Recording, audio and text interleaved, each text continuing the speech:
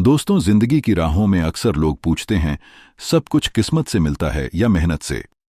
असली खेल यहीं से शुरू होता है, क्योंकि किस्मत दरवाजा दिखाती है और मेहनत उसे खोलती है। नमस्कार दोस्तों, स्वागत है आपका वर्शिप स्टोरी पर। अगर आप ऐसे ही प्रेरणादायक और ज्ञानवर्धक कहानी सुनना पसंद करते हैं तो वीडियो शुरू करने से पहले हमारे चैनल को सब्सक्राइब जरूर करें। तो चलिए कहानी शुरू करते हैं। राजगीर के शांत वन में संध्या का समय था। आकाश पर सूर्य ढल रहा था। पेड़ की पत्तियां हल्की ठंडी हवा में झूम रही थीं।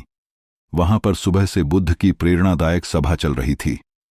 बुद्ध शांत ध्यान में बैठे थे और पास बैठे शिष्य आनंद ने बुद्ध से एक प्रश्न पूछा। भगवान, संसार में हम देखते हैं कि कोई बिना मेहनत के अमीर बन जाता है और कोई दिन रात परिश्रम करके भी गरीबी में जीता है।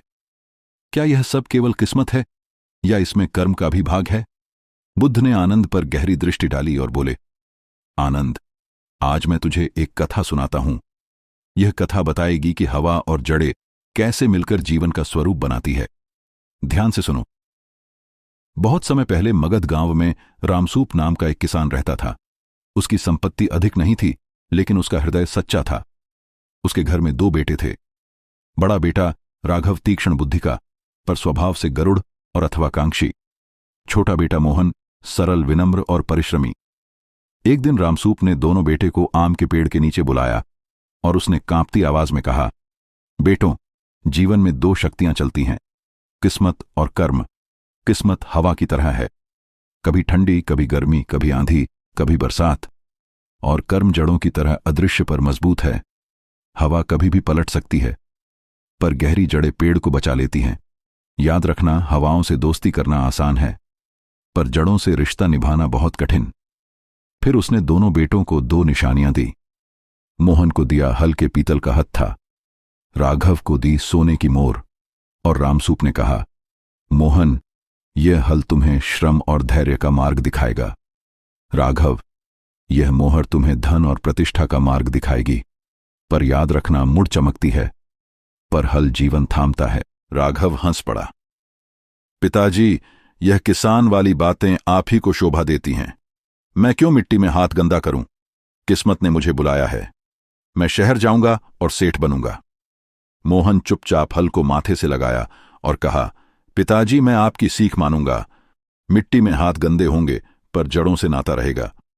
कुछ ही दिनों में राघव शहर चला गया। उसने व्यापार शुरू किया, रिश्तों और सौदों से धन कमाया और धीरे धीरे बड़ा सेठ जमींदार बन गया। उसके पास किसी भी चीज की कमी नहीं थी। बंगला, गाड़ी, नौकर चाकर, शानो शौकत, सब कुछ उसके पास था। लोग कहते, भाग्य का बेटा है राघव, किस्मत इसके कदम चूमती है। राघव भी सोचने लगा कि उसकी तरक्की केवल किस्मत की देन है। इधर मोहन गांव में रह गया। मोहन के पास बस कुछ बीघा जमीन थी और खेत के किनारे खड़ा एक पुराना आम का पेड़। वो सुबह से शाम तक हल चलाता, बीज बोता, वर्षा और धूप झेलता। गांव वाले हंसते, मोहन, तेरी किस्मत तुझे कभी अमीर नहीं बनाएगी। पर मोहन मुस्कुराता और कहता, किस्मत अपनी जगह है, मेहनत ही असली धन है। समय बीतता गया। मोहन के खेत में कभी सूखा पड़ता, कभी अतिवृष्टि, कभी बीज सड़ जाते, कभी साहूकार कर्ज चढ़ा देता, कभी बच्चों की बीमारी, कभी भूख के दिन। फिर भी मोहन डटा रहा। उसने अपने खेत में नालियां खोदी, पेड़ की जड़ों को संभाला और धैर्य से खेती करता रहा। उसके आंसू मिट्टी में गिरते, पर उसी मिट्टी से नए अंकुर भी फूटते। इधर राघव का वैभव बढ़ता ही गया। वह गांव लौटा तो चमकदार बग्घी और नौकरों की भीड़ उसके साथ थी। गांव में उसने हंसकर मोहन से कहा, भाई, तू अब भी मिट्टी में है, आओ मेरे साथ चलो। किस्मत ने मुझे ऊंचा किया है, हलहत्ते से कोई आगे नहीं बढ़ता। मोहन ने शांति से उत्तर दिया, भैया, हवा का ताप दूर से अच्छा लगता है, पर जड़ों से भागना उचित नहीं। मेरी जड़ें इसी मिट्टी में हैं।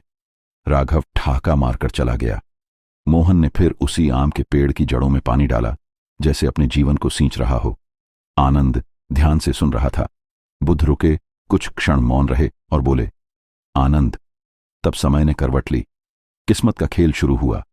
हवा दिशा बदल रही थी। राघव को लगा कि उसने हवा को बांध लिया है, लेकिन हवा किसी की नहीं होती। उधर मोहन की जड़ें धीरे धीरे धरती में गहरी हो रही थीं। वह दुख झेल रहा था। पर धीरज से यही भेद है आनंद, हवा और जड़ों का। उधर राघव की शानो शौकत अचानक डगमगा गई। उसका धन धीरे धीरे खत्म होने लगा, जबकि मोहन की मेहनत से उसके खेत और जीवन में समृद्धि आने लगी।